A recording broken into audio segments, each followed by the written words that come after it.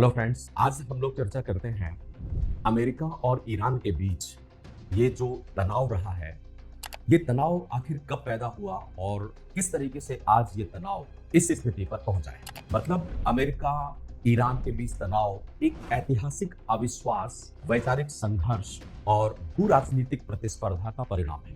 ये तनाव 1953 में ही आरंभ हो गया था और आज भी ये बदलते हुए स्वरूप में निरंतर बना हुआ है। कई बार इस तनाव में कमियां भी आई तो कई बार ये तनाव उग्र भी हुआ। इसी स्थिति में अमेरिका और ईरान के संबंध परिवर्तित होते रहे। अमेरिका और ईरान के संबंधों ने न केवल मध्य पूर्व को बल्कि पूरे विश्व को परिभाषित किया। आज आप देखिए कि आधुनिक विश्व राजनीति के सबसे जटिल उतार चढ़ाव भरे संबंधों में से ईरान और अमेरिका के बीच संबंधों को देखा जाता है। तो सबसे महत्वपूर्ण बात यह होती है कि आखिर ये तनाव कब पैदा हुआ और किस तरीके से ये परिवर्तित होता रहा। 1953 में अमेरिका ने एक ऑपरेशन चलाया था ईरान में, ऑपरेशन अजाक्स, और इस ऑपरेशन के तहत अमेरिका की एजेंसी CIA और ब्रिटेन ने ईरान के तत्कालीन प्रधानमंत्री मोहम्मद मोसादेक इनको हटा दिया और इनके हटाने के बाद मोहम्मद रजा पहलवी को सत्ता में आसीन किया गया। मोहम्मद मोसादेक वो प्रधानमंत्री हुआ करते थे जिन्होंने ईरान के तेल उद्योग का राष्ट्रीयकरण किया था और मोसादेक चाहते थे कि शाह की शक्ति कमजोर पड़े। ऐसी स्थिति में मोसादेक को जब सत्ताच्युत किया गया तो ईरान की जनता में अमेरिका के प्रति एक गहरा अविश्वास पैदा होने लगा। एक और मजेदार बात, ये जो मोसादेक का सत्ताच्युत होने की घटना थी, ये अब तक की द्वितीय विश्व युद्ध के पश्चात पहली ये घटना थी। मतलब अमेरिका ने पहली बार ईरान में सत्ताच्युत करने की रणनीति अपनी अपनाई। हालांकि इसके बाद तो अमेरिका ने बहुत जगह इस रणनीति का प्रयोग किया है जिसके बारे में आप सब जानते हैं, चाहे वो मुअम्मर गद्दाफी हो, चाहे इससे पहले सद्दाम हुसैन हो, या अभी आप देखिए कि वेनेजुएला में उन्होंने इसी तरीके का काम किया। तो इस तरीके से जब ये सत्ताच्युत किया गया और मोहम्मद रजा पहलवी की शक्ति को बढ़ाया गया, तभी से यहां पर संघर्ष शुरू हो गया अमेरिका और ईरान का। आगे चलकर के 1971 ईरान में एक बड़ी पार्टी का आयोजन किया गया रजा पहलवी के द्वारा। इस पार्टी में युगोस्लाविया के उस समय जो राष्ट्रपति थे जोसेफ ब्रोज टीटो, इसके बाद मोनाको के प्रिंस रेनियार और वहां की राजकुमारी ग्रेस, अमेरिका के उपराष्ट्रपति सिप्रो अग्नेयू, यहां तक कि सोवियत संघ के स्टेट्समैन निकोलाई ओगर्नी, ये सब के सब नेता ईरान के एक शहर पर्सेपोलिस में इकट्ठा हुए और यहाँ पर एक शानदार पार्टी हुई। इस पार्टी को पर्सेपोलिस पार्टी कहा जाता है। इस पार्टी से रजा पहलवी पूरे के पूरे पश्चिमी विश्व को अपने अनुकूल बनाना चाहते थे और अपनी ताकत को बढ़ाना चाहते थे, और दूसरी तरफ पश्चिमी विश्व का ईरान में हस्तक्षेप करने का ये पार्टी एक बड़ा अवसर दे रही है। 1971 के बाद रजा पहलवी और अमेरिका के बीच संबंध और तेजी से बढ़ते गए। 1979 तक ये संबंध बने रहे। 1979 तक रजा पहलवी, अमेरिका, इजराइल, इन सभी देशों के बीच में घनिष्ठ संबंध रहे। लेकिन इसके बाद 1979 में ईरान में इस्लामिक क्रांति, और इस्लामिक क्रांति के बाद शाह को सत्ता से हटा दिया गया। हटाने के बाद अयतुल्लाह खुमैनी सत्ता में आसीन हुए और सारी परिस्थितियां बदल गई। अब यहाँ आप देखिए कि ये जो अयतुल्लाह खुमैनी आए, ये संघर्ष वास्तव में 1953 में ही आरंभ हो गया। 1953 में ईरान में अमेरिका ने जिस तरीके से तख्ता पलट किया था, उसी का नतीजा था 1979 की इस्लामिक रिवॉल्यूशन। इस्लामिक रिवॉल्यूशन से पहले खुमैनी दर दर भटकते रहे। अयतुल्लाह खुमैनी तुर्की, इराक, पेरिस, इन सभी देशों में निर्वासित जीवन व्यतीत करते रहे। खुमैनी शाह पहलवी के नेतृत्व में ईरान के पश्चिमीकरण का विरोध कर रहे थे और ईरान में अमेरिका की बढ़ती हस्तक्षेप का भी वो विरोध कर रहे थे। तो इस तरीके से 1979 में ईरान में नए नेता अयतुल्लाह रुहुल्लाह खुमैनी आए और उन्होंने सबसे पहले वो जो 1971 की पार्टी हुई थी पर्सेपोलिस पार्टी, उसको शैतानों का जश्न कहा, डेविल्स सेलिब्रेशन। उसी साल वर्ष 1979 में ही ईरान के कुछ छात्रों ने अमेरिकी दूतावास में कब्जा कर लिया। लगभग 52 अमेरिकी नागरिकों को गिरफ्तार कर लिया गया, बंधक बना लिया गया और लगभग 444 दिनों तक उन 52 नागरिकों को बंधक बनाए रखा। इस घटना को ईरान हॉस्टेज क्राइसिस कहा जाता है। इन बंधुकों को तब रिहा किया गया जब जिमी कार्टर की जगह राष्ट्रपति रोनाल्ड रीगन अमेरिका में सत्तासीन हुए। उनसे बातचीत करने के बाद इन 52 बंधुकों को छोड़ा गया। ऐसा कहा जाता है कि विद्यार्थियों के द्वारा इन बंधुकों को रखने में अयातुल्लाह खुमैनी का भी एक मौन समर्थन था, इसलिए क्योंकि वे अमेरिका के तत्कालीन राष्ट्रपति जिमी कार्टर से ये मांग कर रहे थे कि शाह रजा पहलवी को वो ईरान वापस भेजें। उस समय शाह न्यूयॉर्क में कैंसर का इलाज करवा रहे थे। हालांकि शाह रजा पहलवी ईरान वापस तो नहीं आए, क्योंकि अंततः पहलवी की मौत हो गई, मिस्र में उनकी मौत हो गई थी। तो ये जो 1979 का इस्लामिक रिवॉल्यूशन हुआ, उन सभी गतिविधियों का परिणाम यह हुआ कि ईरान और अमेरिका के बीच कूटनीतिक संबंध पूरी तरीके से टूट गए 79 में। इसके कुछ ही दिनों बाद घटना में फिर एक परिवर्तन आया, अर्थात ईरान में इस्लामी क्रांति की लहरें अभी शांत ही नहीं हुई थी कि इराक के राष्ट्रपति सद्दाम हुसैन ने 1980 में ईरान पर हमला कर दिया। ईरान और इराक के बीच ये लंबा युद्ध 8 वर्षों तक चला। इस ईरान इराक युद्ध में ऐसा कहा जाता है कि अमेरिका ने अप्रत्यक्ष रूप से इराक, जिसके राष्ट्रपति सद्दाम हुसैन हुआ करते थे, उनका समर्थन किया। यहां तक कि सोवियत संघ ने भी सद्दाम हुसैन की मदद की। यह युद्ध ईरान और इराक के बीच 1988 तक चलता रहा। 1988 में अमेरिकी जहाज यूएसएस विंसेंस, इसने ईरान एयर फ्लाइट को मार गिराया, जिसका परिणाम यह हुआ कि ईरान और अमेरिका के बीच तनाव और ज्यादा बढ़ गया। युद्ध 1988 में एक समझौते के साथ हालांकि खत्म हो गया, लेकिन इस युद्ध में ईरान और इराक दोनों देशों के लगभग 5 लाख लोग मारे गए। इराक ने ईरान में रासायनिक हथियारों का भी इस्तेमाल किया, जिसका ईरान में लंबे समय तक असर दिखाई देता रहा। इस तरीके से ईरान और इराक ने इराक के युद्ध में इस संघर्ष को और ज्यादा बढ़ा दिया और अमेरिका को एक और हस्तक्षेप करने का अवसर मिला। 1989 में आयतुल्लाह खुमैनी की मृत्यु हो गई। लंबी बीमारी से वो जूझ रहे थे, लगभग 10-11 वर्षों से वो बीमारी से जूझ रहे थे, तो उनकी मृत्यु हो गई। और उनकी मृत्यु के बाद सैयद अली हुसैनी खमनेई को ईरान का सुप्रीम लीडर बनाया गया। खमनेई अमेरिका के प्रति कड़ा विरोध रखते थे। हालांकि सक्रिय राजनीति में ये 1981 से थे। 1981 में ही अली खमनेई को ईरान का राष्ट्रपति बनाया गया था और इनकी पहचान एक शिया धार्मिक विद्वान के तौर पर थी। ईरान में आप जानते होंगे कि सुप्रीम लीडर, ईरान का सर्वोच्च नेता, सबसे शक्तिशाली पद होता है और सेना, इस्लामिक रिवॉल्यूशन गार्ड कॉर्प्स पर इसका नियंत्रण होता है। न्यायपालिका और मीडिया पर भी इसी सर्वोच्च नेता का ही प्रभाव होता है। विदेश नीति और परमाणु नीति में अंतिम निर्णय लेने का अधिकार भी इसी सर्वोच्च नेता का होता है। इसका मतलब हुआ कि ईरान का सर्वोच्च नेता राष्ट्रपति से भी ऊपर होता है और उनका अधिकार एक प्रकार से संप्रभुता को धारण करने जैसा होता है।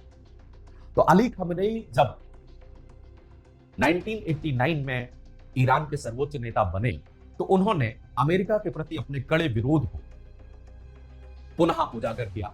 उन्होंने कई बार अमेरिका को अविश्वसनीय और हस्तक्षेपकारी राष्ट्र कहा। इस तरीके से खमनेई का जो विचार था वो बहुत सशक्त था अमेरिका के प्रति।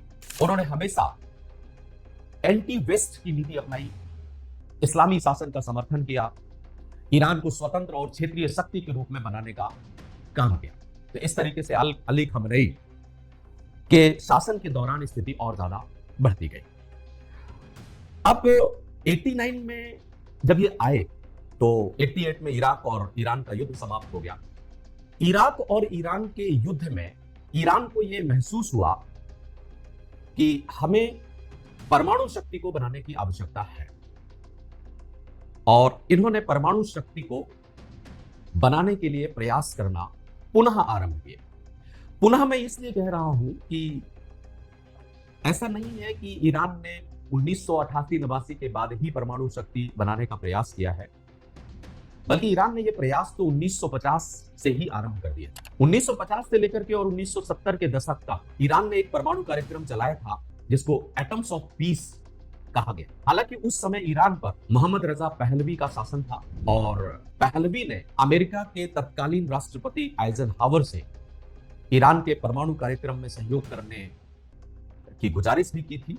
हालांकि आरंभिक तौर पर आइजनहावर ने ऐसा करने से इनकार किया, किंतु शीघ्र ही अमेरिका और पश्चिमी देशों ने ईरान की परमाणु तकनीकी और रिएक्टर प्रदान करने में सहयोग करना शुरू किया। रजा पहलवी के द्वारा जो ये परमाणु कार्यक्रम चलाया गया उसका उद्देश्य ऊर्जा उत्पादन और आधुनिकीकरण बताया गया। 1979 में इस्लामी क्रांति के बाद स्थितियां पुनः परिवर्तित हो गई। ईरानी क्रांति के बाद पश्चिमी देशों के साथ ईरान के संबंध खराब हो गए। आयतुल्लाह खुमैनी ने हालांकि आरंभिक तौर पर परमाणु कार्यक्रम को धीमा कर दिया, जिसका कारण था उनका वैचारिक बदलाव और पश्चिम का विरोध करना।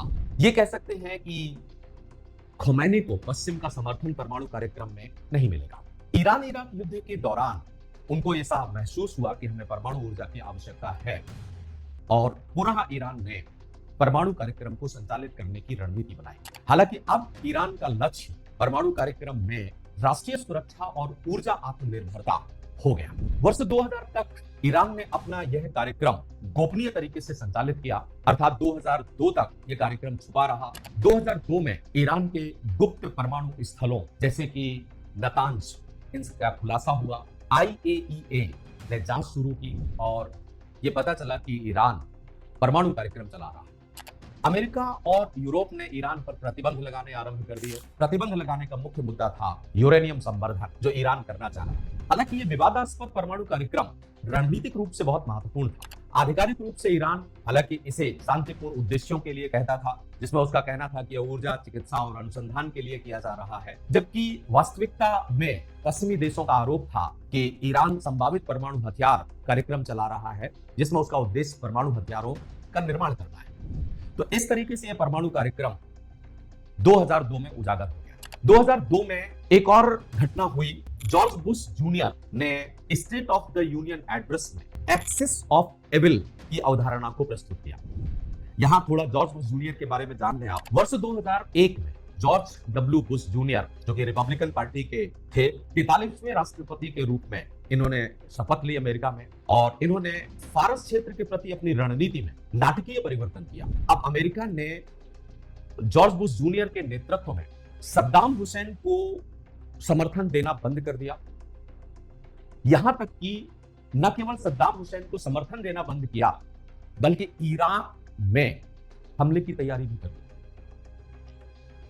ऐसा कहा जाता है कि अमेरिका के इस फैसले का आरंभिक रणनीतिक लाभ ईरान को मिला, किंतु शीघ्र ही वर्ष 2002 में राष्ट्रपति जॉर्ज डब्ल्यू बुश जूनियर ने ईरान को भी अपने प्रसिद्ध टर्म एक्सेस ऑफ एविल में शामिल कर दिया।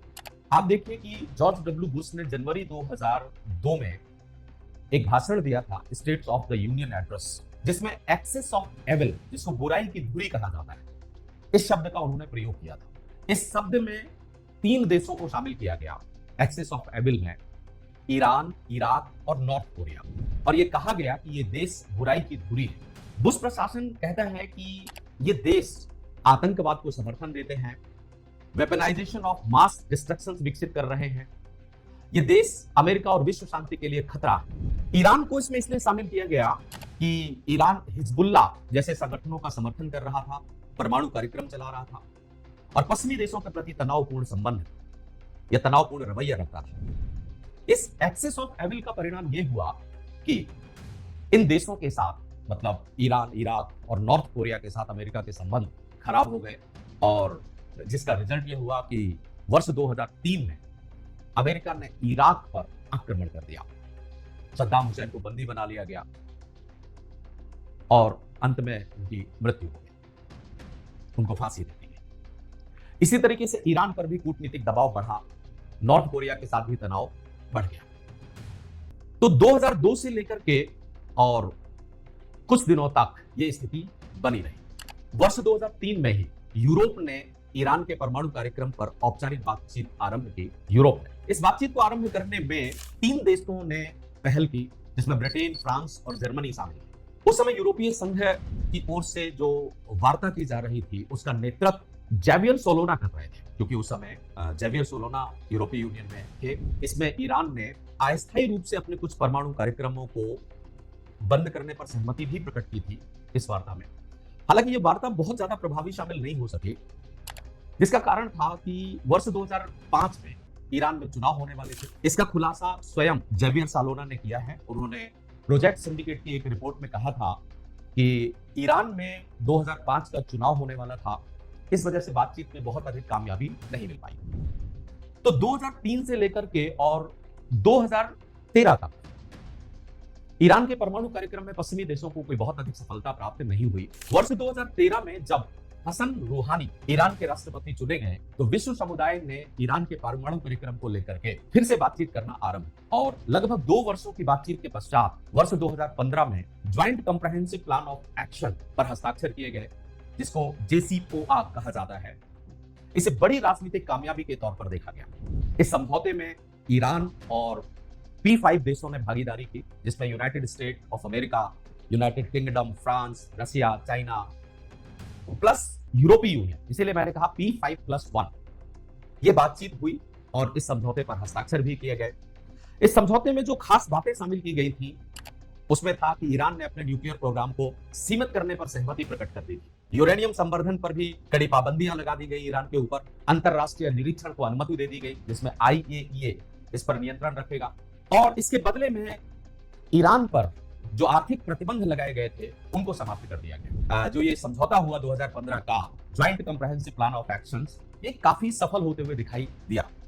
सफल होते हुए इसलिए दिखाई दिया क्योंकि इससे युद्ध टल गया, परमाणु टकराव का खतरा भी कम हो गया, बिना किसी सैन्य कार्यवाही के ये सारी गतिविधियां हो गई, वैश्विक सहयोग भी बढ़ा। ऐसा लगा कि मिडिल ईस्ट में अब स्थिरता उत्पन्न हो जाएगी, स्थिरता की उम्मीद लगने लगी। लेकिन जैसे ही मध्य पूर्व स्थिरता की ओर जा रहा था, पश्चिम में एक और घटना घट गई। जनवरी 2017 को अमेरिका में डोनाल्ड ट्रंप नाम के एक मनुष्य ने 45वें राष्ट्रपति के तौर पर शपथ लिया, और वर्ष 2018 में डोनाल्ड ट्रंप ने JCPOA से अमेरिका को बाहर कर दिया, जो समझौता वर्ष 2015 में हुआ था। इतना ही नहीं, अमेरिका ने ईरान पर कड़े आर्थिक प्रतिबंध लगा दिए, जिसका परिणाम यह हुआ कि अमेरिका और ईरान के बीच तनाव फिर बढ़ गया। जो वर्ष 2003 से लेकर के और 2017 तक तनाव कम रहा, वो वर्ष 2018 में फिर खुलकर के सामने आने लगा। अब ये तनाव की प्रकृति डोनाल्ड ट्रंप के नेतृत्व में कुछ अलग प्रकृति की थी। डोनाल्ड ट्रंप ने यह भी घोषणा की कि अगर कोई भी देश ईरान के साथ व्यापार करता है तो अमेरिका से कारोबारी संबंध नहीं रख पाएगा। इसका नतीजा यह हुआ कि ईरान को लेकर अमेरिका और यूरोप के बीच में मतभेद खुलकर सामने आ गए। यूरोपीय यूनियन ने ईरान के साथ हुए परमाणु समझौते को बचाने की यथासंभव कोशिश की, लेकिन ट्रंप अपनी हट में अड़िग रहे। यह संघर्ष चल ही रहा था कि वर्ष 2019, फरवरी 2019 को अमेरिका, पोलैंड ने मिलकर के वार्सोवा में एक सम्मेलन आयोजित किया। इस सम्मेलन का उद्देश्य था कि मध्य पूर्व में शांति, स्थिरता और सुरक्षा को बढ़ावा दिया जाए। मध्य पूर्व में आतंकवाद, ऊर्जा सुरक्षा और क्षेत्रीय संघर्षों पर चर्चा की जाए। इस वार्सोवा सम्मेलन का विशिष्ट उद्देश्य था ईरान की नीतियों के विरुद्ध अंतरराष्ट्रीय समर्थन को जुटाया जाए। इस वार्सोवा सम्मेलन में बहुत सारे देश शामिल हुए, 60 से अधिक देशों ने भाग लिया, जिसमें United state of America, Israel, Saudi Arab, United Arab अमीरात, इन सब ने भागीदारी, और एक तरीके से ईरान को दोषी ठहराने का पूरा प्रयास किया गया। ईरान ने इस सम्मेलन में भागीदारी नहीं की और इसका विरोध किया, यहां तक कि ईरान ने इसे शत्रुतापूर्ण कदम बताया। यूरोप के भी बहुत सारे देशों ने इसे एंटी ईरान सम्मेलन कहा। कुल मिलाकर के कहा जाए तो वार्सा सम्मेलन मध्य पूर्व की सुरक्षा और स्थिरता पर केंद्रित था, लेकिन इसका मुख्य फोकस ईरान के प्रभाव को सीमित करना था। इस तरीके से यह सम्मेलन आयोजित हो गया और इस सम्मेलन ने तनाव को और ज्यादा बढ़ा दिया। तनाव की परिणति यह हुई कि अमेरिका ने साल 2020 में ईरान के एक महत्वपूर्ण जनरल कासिम सुलेमानी की एक ड्रोन के माध्यम से हत्या कर दी। ईरान ने भी जवाब में इराक में अमेरिकी ठिकानों पर मिसाइली हमले किए और परिणाम यह हुआ कि वर्ष 2020 में युद्ध जैसी स्थिति पुनः बन गई। वर्ष 2020 से लेकर के और वर्ष 2026 तक तनाव लगातार बना रहा, कुछ कोल्ड कॉन्फ्लिक्ट की जैसी स्थिति बनी रही। परमाणु कार्यक्रम ईरान ने और ज्यादा सक्रिय कर दिया। अमेरिका और यूरोप के देशों ने ईरान के ऊपर साइबर हमले किए। एक प्रकार से मध्य पूर्व में एक प्रॉक्सी युद्ध जैसी स्थिति बन गई। हालांकि ये सीधा युद्ध नहीं था, इसे एक कोल्ड कॉन्फ्लिक्ट या अप्रत्यक्ष टकराव कहा जाए तो ज्यादा अच्छा रहा। जनवरी 2026 तक, इनफैक्ट फरवरी के आरंभिक स्थिति तक ये कोल्ड कॉन्फ्लिक्ट चलता रहा। लेकिन 28 फरवरी 2026 को इजराइल के साथ मिलकर अमेरिका ने बड़े हवाई हमले ईरान पर शुरू कर दिए। इन हमलों में कई लोग मारे गए, यहां तक कि इन हमलों से ईरान के सर्वोच्च नेता अल खमनेई, उनकी पत्नी और उनके परिवार के अनेकों लोग मारे गए। अमेरिका को यह उम्मीद थी कि अल खमनेई की मृत्यु और उसके अनेक जनरलों की मृत्यु से अब यह युद्ध शीघ्र ही समाप्त हो जाएगा। मतलब अमेरिका ने जो अटैक किया था वो ये सोच कर किया था कि ये एक क्विक डिसाइसिव वॉर होगा, लेकिन ऐसा हुआ नहीं। युद्ध और लंबा बढ़ गया। एक तरीके से ये प्रोट्रैक्टेड कॉन्फ्लिक्ट में बदल गया है। यह उम्मीद थी कि युद्ध के शुरुआती हवाई हमलों में ईरान के सर्वोच्च नेता अयातुल्लाह अली खमनेई को मार गिराने से वहां की सत्ता ठह जाएगी, पूरी तरीके से गलत साबित हुआ।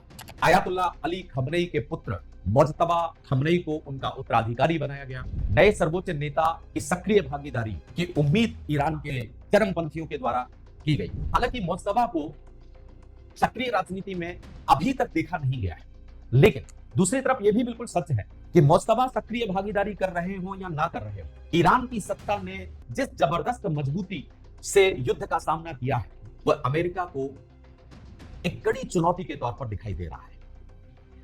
अब यह स्थिति बनने लगी और अभी हम अप्रैल के मिड में पहुंच गए हैं और अब ईरान और अमेरिका का तनाव ट्रंप को हैरान करने लगा।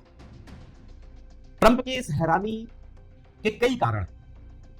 अब ट्रंप ये चाहते हैं कि ये युद्ध जल्दी समाप्त हो जाए। उसके पीछे कई कारण। एक कारण तो यह है कि अप्रैल के अंत में किंग चार्ल्स की राजकीय यात्रा होने वाली है अमेरिका की। दूसरी बात, मई 2026 को ही ट्रंप का चीन के राष्ट्रपति शी जिनपिंग के साथ एक शिखर सम्मेलन है।